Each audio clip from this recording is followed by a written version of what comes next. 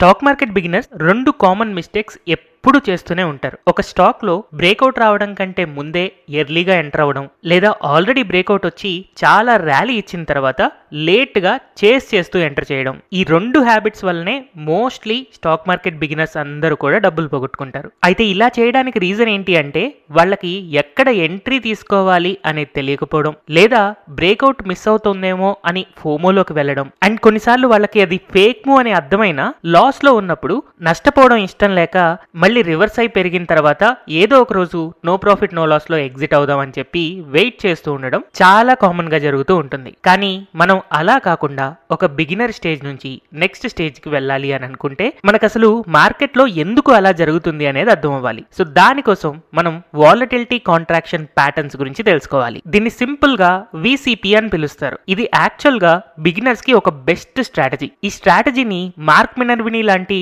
Successful traders కొన్ని decades పాటు continuous గా యూజ్ చేశారు. దీనివల్ల ఒక ట్రేడర్ కి వాళ్ళ సైకాలజీని కంట్రోల్ చేసుకోవడం అనేది చాలా ఈజీ అవుతుంది. సో సింపుల్ గా ఈ వాలటిలిటీ కాంట్రాక్షన్ ప్యాటర్న్ ని మనం అర్థం చేసుకోవాలి అని అనుకుంటే, ఒక స్టాక్ లో ఎప్పుడైనా కంటిన్యూస్ గా ఒక 20% లేదా 30% ర్యాలీ వచ్చిన తర్వాత ఖచ్చితంగా అది న్యూస్ కవరేజ్ లోకి వస్తుంది. ఇండియాలో ఉన్న హిందీ, ఇంగ్లీష్, తెలుగు ఇలా అన్ని న్యూస్ ఛానల్స్ లో ఆ స్టాక్ ని కవర్ చేస్తున్నప్పుడు దాన్ని యూట్యూబర్స్ కూడా ఫాలో అవుతారు. సో ఎప్పుడైతే బిగ్ ట్రేడర్స్ అందులో ఆల్రెడీ ఇన్వెస్టెడ్ లేదా ట్రేడ్ చేసి ఉన్నారో వాళ్ళు ఆ న్యూస్ కవరేజ్ వచ్చినప్పటి నుంచి దాన్ని బై చేయడం ఆపేస్తారు. అప్పటి నుంచి మెల్లగా వాళ్ళ యొక్క ప్రాఫిట్ బుకింగ్ కానీ లేదా స్లో అక్యుములేషన్ కానీ స్టార్ట్ చేస్తారు. దీనివల్ల మార్కెట్ లో కొన్ని డేస్ ఎలాంటి మూవ్మెంట్ ఉండదు. అయితే ఇలాంటి సిచ్యువేషన్ లో యూజువల్ గా న్యూస్ రాగానే చాలా మంది మనలాంటి రిటైల్ ట్రేడర్స్ ఈ హయ్యర్ లెవెల్స్ లో ఎంటర్ అవుతారు. కానీ వాళ్ళు ఎంటర్ అయిన తర్వాత మినిమం 20 డేస్ లేదా 30 డేస్, కొన్నిసార్లు 50 to 60 డేస్ కూడా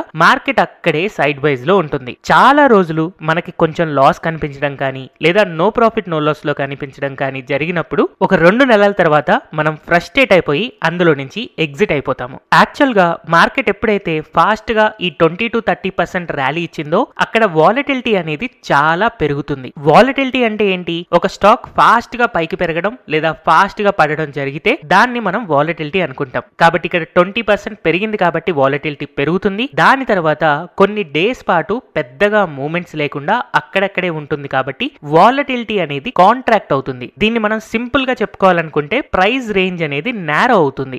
ఏవైతే న్యూస్ ఛానల్స్ ఈ పీక్ లో దాని గురించి న్యూస్ ఇన్ఫర్మేషన్ చెప్తాయో ఒక 2 months అయిన తర్వాత దాని గురించి ఎలాంటి ఇన్ఫర్మేషన్ ఇవ్వరు. ఎందుకంటే ఆ స్టాక్ లో ఎలాంటి మూవ్మెంట్ లేదు, దాని ప్రైస్ రేంజ్ కంప్లీట్ గా సైలెంట్ మోడ్ లోకి వెళ్ళిపోయింది. కాబట్టి వాళ్ళు గనక ఆ న్యూస్ ని కవర్ చేస్తే వాళ్ళకి TRP రాదు. సో ఎప్పుడైతే మనకి ఎలాంటి ఇన్ఫర్మేషన్ రావట్లేదు, మార్కెట్ లో ఆ స్టాక్ గురించి అంతా సైలెన్స్ ఉందో మనలాంటి రిటైలర్స్ అందరూ కూడా ఫ్రస్ట్రేట్ అయిపోయి ఎగ్జిట్ అయిపోతారు. కానీ నిజానికి ఈ సైలెన్స్ లోనే ఒక స్ట్రాంగ్ స్ట్రెంగ్త్ అనేది బిల్డ్ అవుతుంది. దీన్ని మనం ఎలా అర్థం చేసుకోవచ్చు అంటే, ఫర్ ఎగ్జాంపుల్ ఒక నార్మల్ స్ప్రింగ్ ఉంది అని అనుకోండి. ఆ స్ప్రింగ్ గనక లూజ్ గా ఉంది, జస్ట్ అలా మనం ఒక టేబుల్ మీద పెట్టి అలా ఉంచాము అనుకోండి, దానికి ఏమైనా పవర్ ఉంటుందా?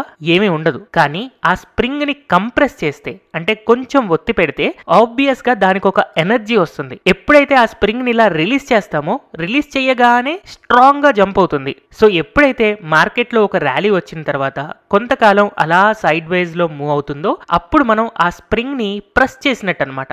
ఎంతసేపు అయితే ప్రెస్ చేసి ఉంచుతామో అంత స్ట్రెంగ్త్ బిల్డ్ అవుతూ ఉంటుంది. సో ఆ స్ట్రెంగ్త్ బిల్డ్ అయ్యే ప్రాసెసే వాలటిలిటీ కాంట్రాక్షన్ ప్యాటర్న్. ఈ వాలటిలిటీ కాంట్రాక్షన్ ప్యాటర్న్ నుంచి ఎప్పుడైతే స్టాక్ బ్రేక్ అవుతుందో ఒకేసారి మనం స్ప్రింగ్ ని రిలీజ్ చేసినట్టు. రిలీజ్ చేయగానే స్టాక్ ప్రైస్ ఫాస్ట్ గా ర్యాలీ ఇస్తుంది. 3 నెలల పాటు వెయిట్ చేసినా కూడా దానికి కావాల్సిన రిటర్న్స్ 3 రోజుల్లో వచ్చేస్తాయి. అయితే ఈ ప్యాటర్న్ లోని రియల్ సైకాలజీ గనక మనం అర్థం చేసుకుంటే, ఒక స్టాక్ మార్కెట్ బిగినర్ యూజువల్ గా బాగా ఫాస్ట్ గా పెరిగిన తర్వాత చేస్తూ ఈ హయ్యర్ లెవెల్స్ లో కొంటారు. అలా కొన్నప్పుడు ఇక్కడ నుంచి ప్రైస్ పైకి వెళ్తుంది, అండ్ ఇప్పుడు గనక కొనకపోతే నాకు ఈ స్టాక్ ఇంకా దొరకదేమో అని చెప్పి ఫోమోలోకి వెళ్తారు. కానీ ఆ ఫోమో స్టేజ్ ని క్యాప్చర్ చేస్తూనే మార్కెట్ వాలటిలిటీ కాంట్రాక్షన్ ప్యాటర్న్స్ ని క్రియేట్ చేస్తుంది. 2 months 3 3 months అలా సైడ్ వైజ్ లో ఉంటుంది. అయితే ఇలాంటి మిస్టేక్ మీరు అంతకు ముందు చేసుండొచ్చు, కానీ ఇప్పుడు మీకు ఈ వాలటిలిటీ కాంట్రాక్షన్ ప్యాటర్న్ గురించి అర్థమైంది కాబట్టి ఫ్యూచర్ లో మీరు ఆ మిస్టేక్ చేయరు అని అనుకుంటున్నాను. సో ఇప్పుడు ఈ వాలటిలిటీ కాంట్రాక్షన్ ప్యాటర్న్ యొక్క స్ట్రక్చర్ ని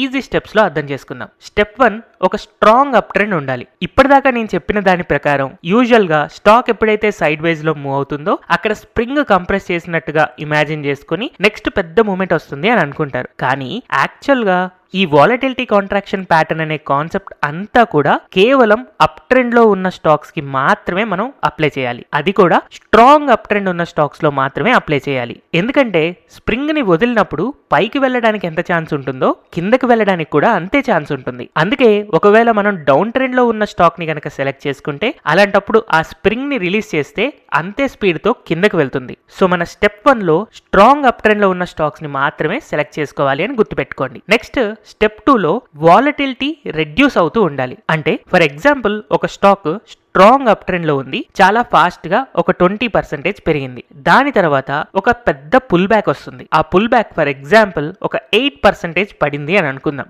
యూజువల్ గా ఇలా పడినప్పుడు చాలా మంది హయ్యర్ లెవెల్స్ లో కొన్న బయర్స్ ఇక్కడ భయపడుతూ ఉంటారు అండ్ కొంతమంది ఎగ్జిట్ అయిపోతారు కూడా. బట్ అక్కడ నుంచి మార్కెట్ మళ్ళీ రివర్స్ అయ్యి ఆల్మోస్ట్ ఆల్ ఓల్డ్ హై దాకా వెళ్తుంది. దాని తర్వాత మళ్ళీ ఇంకొక కొత్త పుల్ బ్యాక్ ఫామ్ చేస్తుంది, కానీ ఈసారి లాస్ట్ టైం వచ్చినంత పెద్ద పుల్ బ్యాక్ రాదు, చాలా చిన్న పుల్ బ్యాక్ వస్తుంది. అండ్ అలాగే ఇలా మల్టిపుల్ టైమ్స్ జరుగుతూ నెక్స్ట్ ఇంకా చిన్న పుల్ బ్యాక్, నెక్స్ట్ ఇంకా చిన్న పుల్ బ్యాక్, ఇలాగా చిన్న చిన్న పుల్ బ్యాక్స్ ఫామ్ అవుతూ ఒక ప్యాటర్న్ లాగా క్రియేట్ అవుతుంది. సో ఇలాంటి ప్యాటర్న్స్ చూసినప్పుడు మనం ఏం అర్థం చేసుకోవాలంటే సెల్లర్స్ కి ఇంట్రెస్ట్ తగ్గిపోతుంది అండ్ బయర్స్ కాన్ఫిడెంట్ గా ఉన్నారు అని మనం చాలా క్లియర్ గా అర్థం చేసుకోవాలి. నెక్స్ట్ స్టెప్ 3 లో వాల్యూమ్ డ్రై అవ్వడాన్ని అబ్జర్వ్ చేయాలి. యూజువల్ గా స్టాక్ ప్రైస్ ఎప్పుడైతే ఫాస్ట్ గా పెరుగుతుందో ఆబ్వియస్ గా కింద వాల్యూమ్స్ కూడా అంతే ఫాస్ట్ గా పెరుగుతూ ఉంటాయి. కానీ తర్వాత ఎప్పుడైతే మనకి వాలటిలిటీ కాంట్రాక్షన్ జరుగుతూ ఇలా పుల్ బ్యాక్స్ ఫామ్ అవుతూ ఉన్నాయో అక్కడ గనక చాలా తక్కువ వాల్యూమ్ ఉంది అని అంటే అలాంటప్పుడు స్టాక్ ప్రైస్ పెరగడానికి చాలా ఎక్కువ స్కోప్ ఉంటుంది. అలా కాకుండా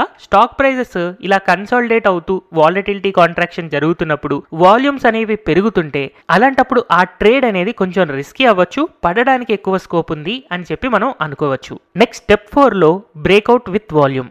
ఎప్పుడైతే మనకి వాలటిలిటీ కాంట్రాక్షన్ జరుగుతుందో మనం చేయాల్సిన పనేంటి, జస్ట్ వెయిట్ చేయాలి. ఎందుకంటే ఆ స్ప్రింగ్ ని రిలీజ్ చేసినప్పుడు అది పైకైనా వెళ్ళొచ్చు, కిందకైనా వెళ్ళొచ్చు, కానీ మనకి కేవలం పైకి వెళ్తున్న స్టాక్స్ మాత్రమే కావాలి. అండ్ అలాగే ఎప్పుడైతే మనకి ఆ స్ప్రింగ్ బ్రేక్ అవుతుందో, అంటే మనం ఒక పైన రెసిస్టెన్స్ లైన్ డ్రా చేసుకుంటాం కదా, ఆ రెసిస్టెన్స్ లైన్ బ్రేక్ అయ్యి పైకి వెళ్తుందో ఆ గ్రీన్ కలర్ క్యాండిల్ యొక్క వాల్యూమ్ గనక చూస్తే మనకు ఖచ్చితంగా చాలా మంచి వాల్యూమ్ ఉండాలి. అప్పుడే మనం ఒక కన్ఫర్మ్డ్ ట్రేడ్ గా అనుకోవచ్చు.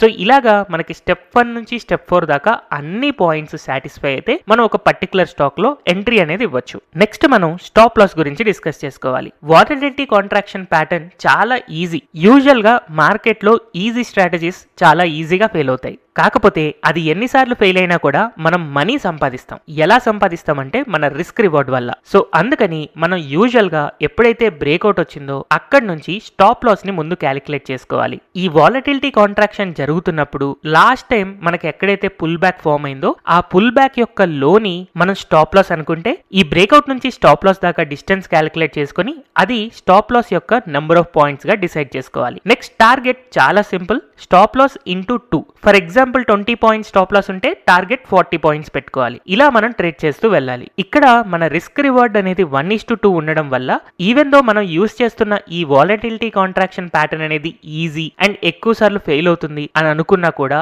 ఈ 1:2 రిస్క్ రివార్డ్ వల్లే మనకి డబ్బులు వస్తూ ఉంటాయి. అయితే మీరు స్టాక్ మార్కెట్ బిగినర్ అయితే 1:2 రిస్క్ రివార్డ్ ఫాలో అవ్వండి. లేదు మీరు ప్రొఫెషనల్ ట్రేడర్, స్టాక్స్ గురించి నాకు ఇంకా బాగా అర్థమవుతుంది అని అనుకున్నప్పుడు 1:3, 1:4 రిస్క్ రివార్డ్ కూడా వెళ్ళొచ్చు. ఇక్కడ బిగినర్స్ కి కేవలం 1:2 రిస్క్ రివార్డ్ కి మాత్రమే స్టిక్ అవ్వమని నేను సజెస్ట్ చేస్తాను. చాలా మంది బిగినర్స్ కి 50%, 100% రిటర్న్ కావాలి అని ఉంటుంది, కానీ ప్రాక్టికల్ గా అది పాసిబుల్ కాదు. మీరు ఫస్ట్ 1:2 రిస్క్ రివార్డ్ ప్రాక్టీస్ చేస్తూ మెల్లగా మీరు ఈ స్ట్రాటజీని బాగా అర్థం చేసుకున్న తర్వాత మీరు కొంత సంపాదించిన తర్వాత అప్పుడు మీ రిస్క్ రివార్డ్ ని 1:3 నుంచి 1:4 కి ఇలా డెవలప్ చేసుకుంటూ వెళ్ళొచ్చు.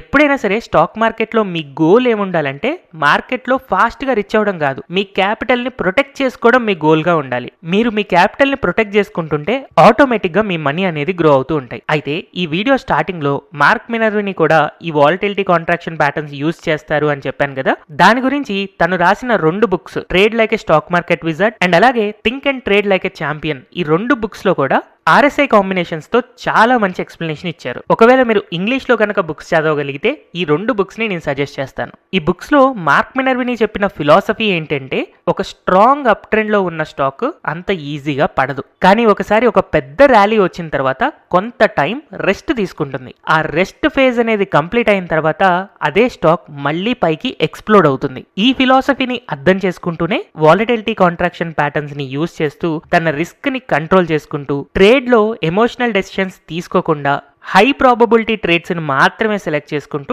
ట్రేడ్ చేస్తారు. సో మార్కెట్ లో ఉన్న ఈ బిహేవియర్ గనుక ఈ వీడియో చూడడం ద్వారా మీకు అర్థమైంది అని అంటే ఖచ్చితంగా మీ ఓవర్ ట్రేడింగ్ అనేది తగ్గిపోతుంది, ఫోమో అనేది కొంచెం కంట్రోల్లోకి వస్తుంది అండ్ డిసిప్లిన్ కూడా మీకు బిల్డ్ అవుతుంది. అయితే మీ డిసిప్లిన్ 1:2 రిస్క్ రివార్డ్ ఫాలో అవ్వడంలోనే ఉంటుంది. అయితే ఈ వీడియో చూడగానే మీకు డబ్బులు రావు, మెల్లగా ప్రాక్టీస్ చేసి తర్వాత స్లోగా దీన్ని అప్లై చేస్తుంటే మేబీ ఒక 3 months 6 months తర్వాత నుంచి మీకు మనీ రావడం స్టార్ట్ అవుతుంది. కానీ ఈ 3 months లేదా 6 months ఆఫ్ ప్రాక్టీస్ మీలో చాలా కాన్ఫిడెన్స్ బిల్డ్ చేస్తుంది. నేను 2017 నుంచి నా స్టాక్ మార్కెట్ ట్రేడింగ్ స్ట్రాటజీలో trade like stock market wizard book లో చెప్పిన స్వింగ్ ట్రేడింగ్ టెక్నిక్స్ నే నేను యూస్ చేస్తున్నాను. ఈవెన్ నేను టీచ్ చేసిన ప్రో స్వింగ్ ట్రేడింగ్ కోర్సులో కూడా 60% కాన్సెప్ట్ ఈ బుక్ నుంచే ఉంటుంది. ఇలాంటి బుక్స్ చదివినప్పుడు మనకేం అర్థమవుతుందంటే, స్టాక్ మార్కెట్ లో డబ్బులు సంపాదించాలి అని అంటే స్ట్రాటజీ కాదు, మైండ్ సెట్ ఇంపార్టెంట్. స్పెషల్లీ ఈ వీడియోలో మనం నేర్చుకున్న వాలటిలిటీ కాంట్రాక్షన్ ప్యాటర్న్ అనేది సింపుల్ గా ఏదో నార్మల్ ప్యాటర్న్, ఒక ఇండికేటర్ లాగా కాదు. అది మార్కెట్ యొక్క బిహేవియర్ ని ఫిల్టర్ చేస్తుంది.